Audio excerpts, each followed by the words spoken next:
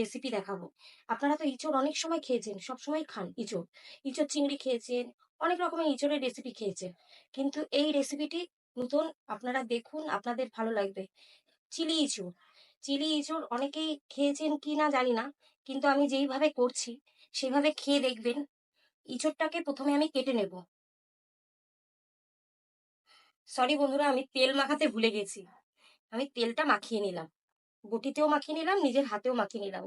কারণ এঁচোড়ের কষ হয়, কষটা যাতে না লাগে।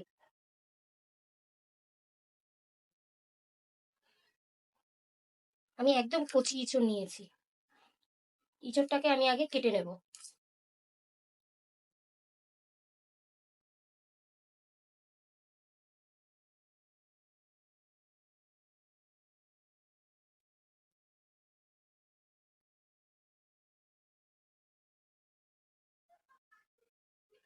এঁচোড়টাকে আমি কেটে নিচ্ছি। বেশি বড় বড় পিস করব না, খুব ছোটও করব না। আপনাদের যদি এই রেসিপিটা ভালো লেগে থাকে, তাহলে যারা ফেসবুক থেকে দেখবেন তারা লাইক, শেয়ার ও কমেন্টস করবেন। আর যারা ইউটিউব থেকে দেখবেন তারা লাইক ও সাবস্ক্রাইব করবেন। সবাইকে শেয়ার করো ভিডিওটা। আর যদি কোনো কিছু ভুল ত্রুটি হয়ে থাকে আমার, সেটাকেও আমাকে তোমরা জানিও। হয়ে আছে না, যে ইঁচড়ের আঠা লাগলে পরে ছাড়ে না, সেরকম অবস্থা হয়েছে। সত্যিই তাই।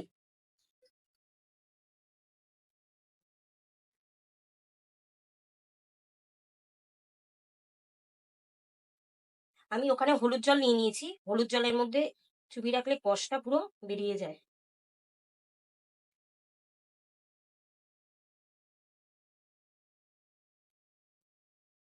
আপনারা এই রেসিপিটা বাড়িতে ট্রাই করবেন, করে আমাকে জানাবেন। আমি যেরকম যেরকম ভাবে করব, ঠিক সেরকম সেরকম ভাবে করবেন জিনিস। এবার ক্যাপসিকাম গুলো কেটে নেব। চিলি চিকেনে যেমন দেয়, সেরকম ভাবে ক্যাপসিকাম কেটে দেবো। এরকম চৌকো চৌকো করে কেটে নেব। যেরকম চিলি চিকেনে দেয়, সেরকম ভাবেই কেটে নেব ক্যাপসিকাম গুলোকে। যারা যেরকম ঝাল খাবে, সেরকমই অনুযায়ী লঙ্কা দেবেন। আমরা যেহেতু ঝালটা কম খাই বলে অল্প কাঁচা লঙ্কা দেবো। লাল লাল কাঁচা লঙ্কা নিয়ে এসেছি, সেইগুলোই দেবো। বেশ বন্ধুরা, এরম ভাবে পেঁয়াজগুলোকে কেটে নেব। এরম করে ছাড়িয়ে নেব। এই যে,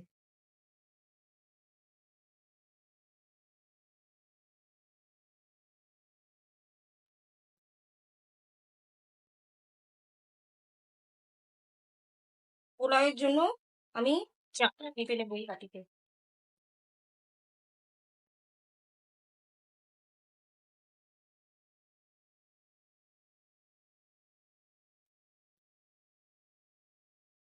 এক বাটি,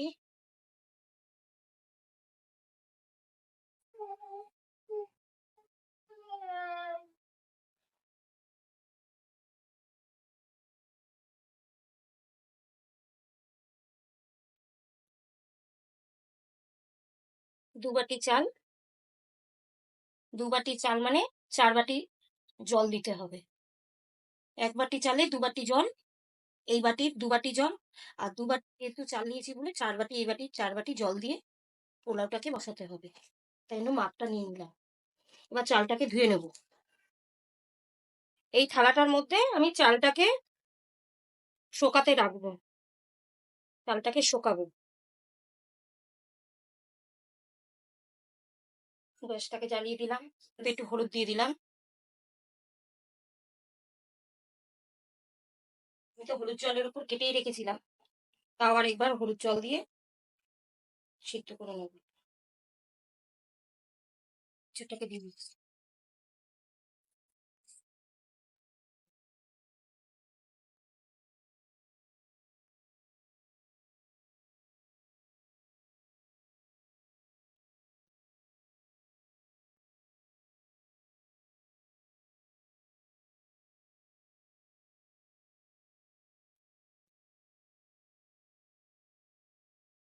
এটা ঢাকনা দিয়ে দিই।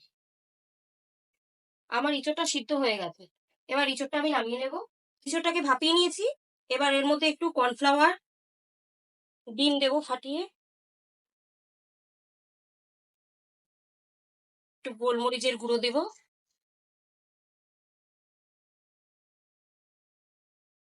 স্বাদ মতো নুন দেব,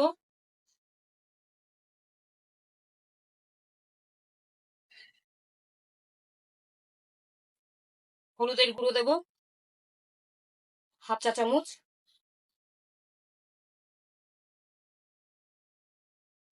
দিয়ে এটাকে মাখিয়ে নেব।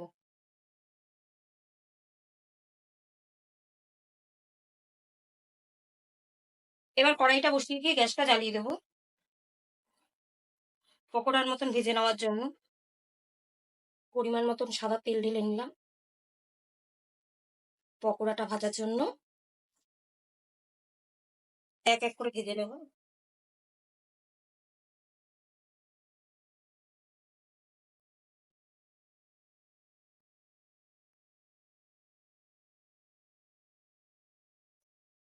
হয়ে গেছে ভাজাটা।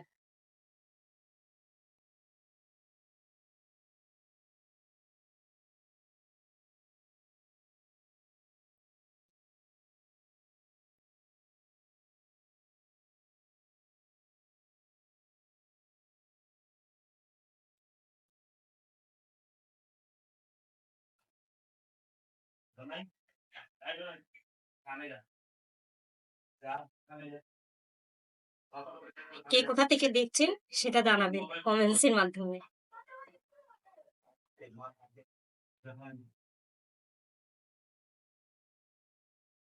আমাদের ঘরে তো এই রেসিপিটা খুব ভালো খায় সবাই।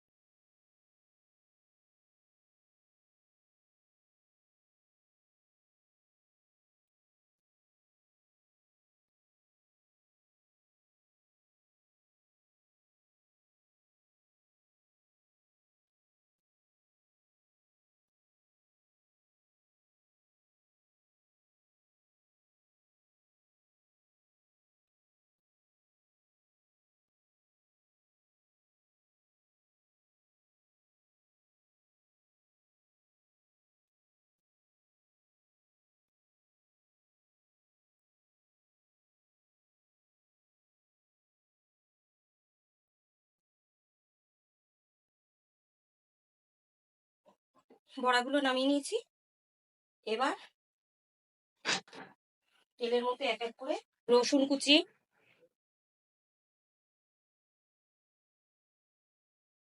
আদা কুচি,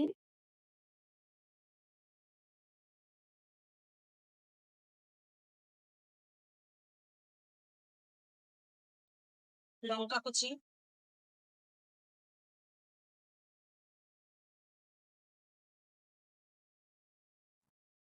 কেটে রাখা পেঁয়াজ,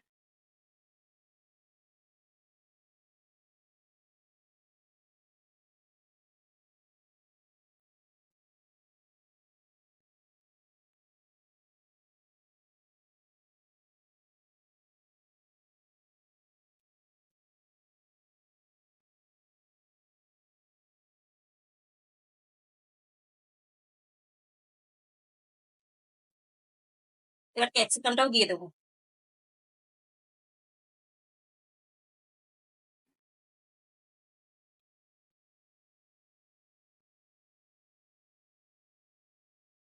স্বাদ মতো নুন,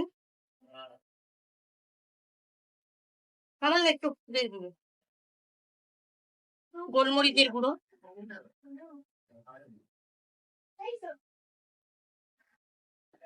সামান্য একটু লঙ্কার গুঁড়ো, কারণ কাঁচা লঙ্কা দিয়েছি তো অল্প একটু লঙ্কার গুঁড়ো দিলাম। এটা করতে এমন কিছু ঝামেলার কাজ না, খুব তাড়াতাড়ি হয়ে যায়।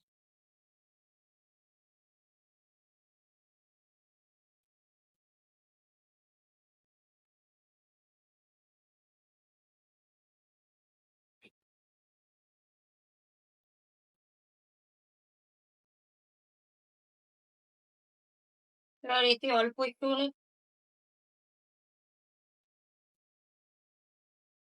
টমেটো সস দিয়ে ভালো করে নাড়া দিয়ে দিন। বাটি ধোয়া জলটা দিয়ে দেবো।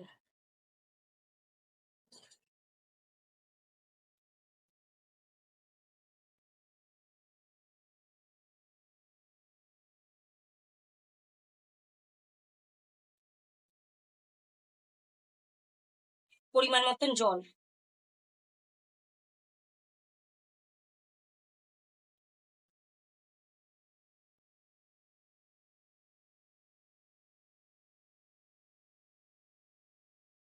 ঝোলটা ফুটে গেছে।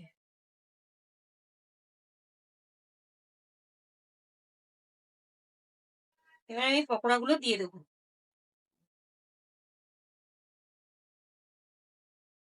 দিয়ে একটু নাড়িয়ে নেবো।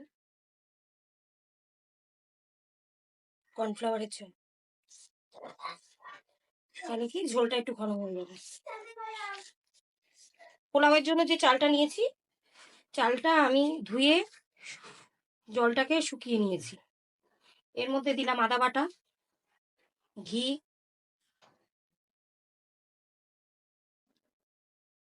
3 চা চামচ ঘি, কালার হওয়ার জন্য স্বাদ মতন হলুদ,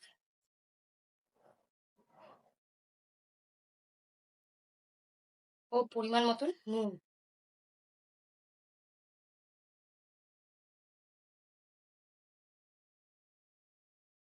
দিয়ে এটাকে মাখিয়ে নেব।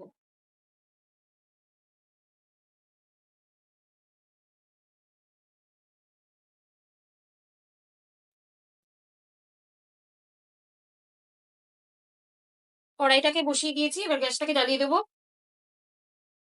কড়াইয়ের মধ্যে ঘি দেবো।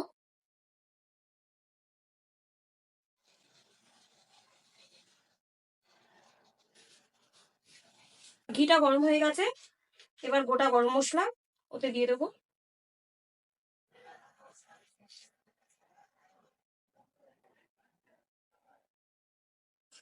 কাজু দিয়ে দেবো, কিশমিশটাও দিয়ে দেবো। দিয়ে হালকা করে ভেজে নেবো।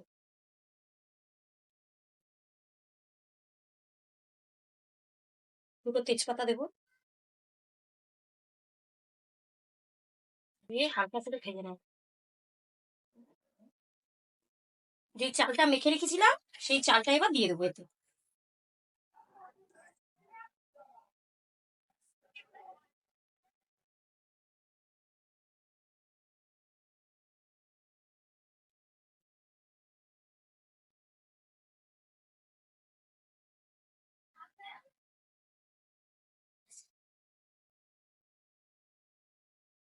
এতে 4 বাটি জল দেবো।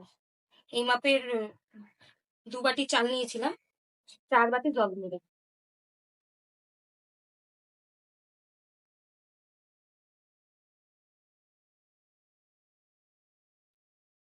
এবার এটাকে ঢেকে দেবো।